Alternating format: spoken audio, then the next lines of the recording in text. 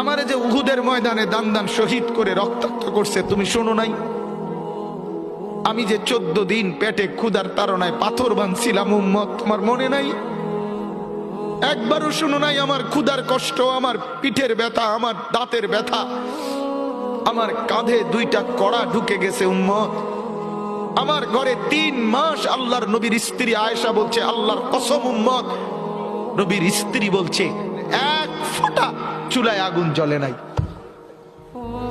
নওজোয়ান আপনারা বলেন বাপ, আজকে যাদের 1 বছর 6 মাস 2 বছর কোনদিন ফজরের নামাজ পড়েন না, দিনের পর দিন রাতের পর রাত যায়, এভাবেই 6 মাস, এভাবেই 1 বছর, এভাবেই 2 বছর, আপনি জানেনও না ফজরের ওয়াক্ত হয় কখন, ফজরের জামাত হয় কখন।